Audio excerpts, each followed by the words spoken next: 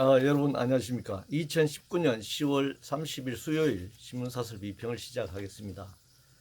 먼저 비정규직 관련된 사설입니다. 중앙일보는 비정규직 제로커녕 폭증, 일자리 정부의 참담한 역설에서 정부는 조사 방법 탓, 작년과 비교하지 말라 이렇게 주장했다면서 비판하고 있고요. 조선일보는 대통령 1호 지시와 거꾸로 간 비정규직 폭증에서 비정규직 근로자가 748만 명을 넘어 1년 전보다 87만 명, 13% 증가했다. 통계청은 고용예상 기간을 묻는 질문이 추가되면서 35만 내지 50만 명 정도가 비정규직에 새로 포함됐다라는 얘기를 지적하고 있습니다. 동아일보는 비정규직만 잔뜩 늘린 일자리 정책, 오류 인정하고 방향 바꿔야 한다.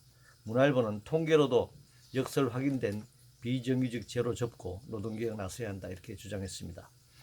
조사 방법에 따라 비정규직 숫자, 비정규직 비율이 달라지는 것은 사실입니다. 그러나 아예 비정규직 노동자에서조차 포함되지 않는 것도 문제죠. 초단시간 노동자, 전업주부, 대학원생, 취업준비생 등으로 분류해 그들이 단기간 알바 노동을 하더라도 비정규직 노동자에 포함되지 않는 것이 문제입니다. 올해 갑자기 통계 작성 방법이 달라져 비정규직 늘어난 것이 문제가 아닙니다. IMF 외환위기 이후 지금까지 경제정책, 고용정책이 비정규직 노동자 수를 증가시켜 왔습니다. 구조조정, 효율성, 아웃소싱, 용역, 자회사 등의 방식으로 비정규직화가 촉진되고 있다는 것이 문제입니다. 포퓰리즘 관련해서 조선일보는 국가부도 앞에서도 포퓰리즘 선택한 아르헨티나 국민에서 IMF에 구제금융을 신청한 아르헨티나, 긴축과 개혁 추진했던 현 대통령 폐하고 복지 확대와 임금 인상 등을 공약한 좌파 후보가 당선됐다고 말하고 있습니다. 한국경제신문은 불치 포퓰리즘 중병 깊어가는 아르헨티나 남의 일 아니다라는 사설에서 4년 만에 좌파 재집권, 깊고 강한 패론주의 70년 그늘, 재정 만능주의, 퍼주기, 복지에 빠지면 긴축 구조개혁 못 참아, 큰 정부, 반기업, 반시장 계속되면 한국도 예외일 수 없다 이렇게 주장했네요. 매일경제신문은 포퓰리즘에 중독된 아르헨티나의 대선을 보며 라며 역시 남미의 상황을 지적하고 있습니다.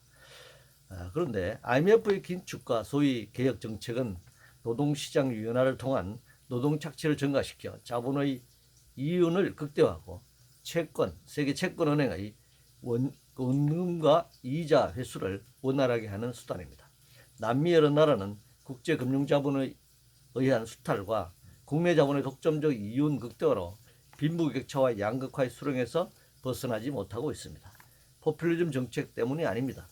제대로 된 분배와 복지 정책 없는 남미 국가들의 정치적 악순환이자 남미 자본주의 구조적 모순이라고 할 수 있습니다. 대학 입시와 관련해서 조선일보는 대통령 지시 정시 확대가 한시적 이란이 수험생이 실험지냐 이렇게 비판하고 있습니다. 대학 입시 제도는 끊임없이 변화되어 왔습니다. 시험 제도는 점점 더 복잡해지고 있습니다. 조국 사태에서 드러났듯이 복잡한 제도를 이용해 스펙을 쌓는 과정은 돈과 권력을 그리고 부모의 배경이 총동원되고 있습니다. 지금 대학 입시 문제는 정시냐 수시냐의 문제가 아닙니다. 우리나라 전체 교육의 문제입니다. 교육제도의 근본적 변화 없는 입시제도 일부를 변경하는 것은 드러난 문제를 일시적으로 봉합하는 것에 그칠 것입니다.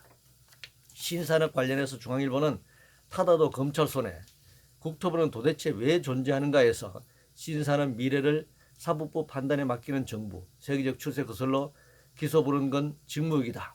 한국경제신문은 신산업 허용을 법원에 떠넘기고 뒷짐, 이런 정부가 어디 있나. 매일경제신문은 결국 법정에선 타다, 정부는 이러고도 혁신 외칠 수 있나 라면서 비판하고 있습니다. 신산업이라는 것은 불법적 소지가 있다는 신산업이라는 것과 불법 소지가 있다는 것은 별개 문제입니다. 구산업이든 신산업이든 법 질서를 어긴다면 당연히 사업 처리 대상이 되어야 합니다. 벤처산업에서부터 4차 산업, 신산업에 이르기까지 새로운 이름으로 포장되었지만 결국 기술적 변화 속도나 형태에 관계없이 금융 투기 자본을 배경으로 하는 새로운 착취와 수탈 체제라는 점에는 변함이 없습니다. 건강보험료 관련해서 동아일보는 집안채가 전부인 은퇴자를 압박하는 건강보험료 폭탄이라는 사설에서 토지, 아파트, 공시지가 인상에 대해서 지적하고 있습니다. 공시지가 인상을 통한 부동산 투기를 제대로 잡고 토지와 주택의 공개념이 자리 잡을 수 있다면 장기적으로 공시지가는 떨어질 것입니다. 소득도 없이 한 집 한 채뿐인 노인들을 위한 건강보험료는 국가가 일부를 지원하는 방식으로 해결해야 할 것입니다. 나아가 보험료 상한을 올리고 부자들에게 더 많은 보험료를 부과해야 할 것입니다. 남북 교류 관련해서 동아일보는 북은 위기 조성 혈안인데 금강산 제재 우회로 찾는 남이라며 비판하고 있습니다. 북미 간 한반도 위기가 고조될수록 남북 교류를 지속적으로 유지하는 게 필요합니다. 그게 위기를 줄일 수 있는 방안이기도 합니다. 개성공단이나 금강산 관광의 경우 미국의 간섭 없이 남북이 합의하에 조기에 정상화하는 것이 바람직합니다. 어느 일방의 지원이 아니라 상호 호혜적인 방식으로 이익을 공유할 수 있기 때문입니다. 인터넷 은행 관련해서 한경신문은 싱가포르가 반면교사로 삼는 한국의 인터넷 전문은행 정책이라는 제목의 사설에서 싱가포르, 홍콩은 디지털 금융에서도 우위를 차지하기 위해 인터넷 은행 관련 규제를 대폭 완화하고 있다 이렇게 얘기하고 있습니다. 금융 자유화 조치 이후 국책은행은 해외 금융자본에 넘어갔고 외국 은행이 투기자본 론스타이에 유린당했던 것처럼 은행을 관리 감독하는 은행법조차 유린당해 왔습니다. 문재인 정부는 인터넷 은행에 대한 규제를 대폭 완화해줬습니다. 싱가포르 같은 나라가 반면교사로 삼겠다고 하는데 또 규제 완화를 말하는 것인지 묻지 않을 수 없습니다. 한전 관련해서 매일경신문은 오죽하면 한전이 전기 원가까지 공개하겠다고 나서겠나라는 제목의 사설에서 탈원전 정책으로 한전 적자가 쌓이고 용도별 불합리한 할인을 지속할 경우 부담이 가중되고 있다 이렇게 말하고 있습니다. 먼저 문재인 정부의 원전 정책은 탈원전이 아니라는 점을 다시 한번 확인해야 합니다. 따라서 이 사설이 주장하는 탈원전으로 인한 한전 적자는 사실이 아닌 것입니다. 농업 부문과 여름 한철 더위 때 서민들에게 한시적으로 전기료 할인을 말한다면 그동안 재벌 대기업들에게 엄청나게 값싼 전기료 정책에 대해서 왜 한마디도 하지 않는지 묻지 않을 수 없습니다. 한미동맹 관련해서 문화일보는 한미동맹 범위에 미국 유사시 추가 못할 이유 없다라는 제목의 사설에서 동맹 강화의 의미다 이렇게 주장했네요.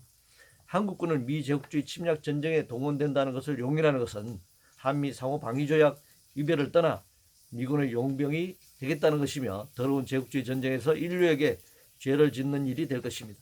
한미동맹 강화가 미제국주의 전쟁에 동원되는 것이라면 이를 단호히 거부해야 합니다. 조국 관련해서 문화일보는 청와대 ATM 통한 조국의 5천만 원 송금 미스터리는 또 뭔가라고 묻고 있습니다.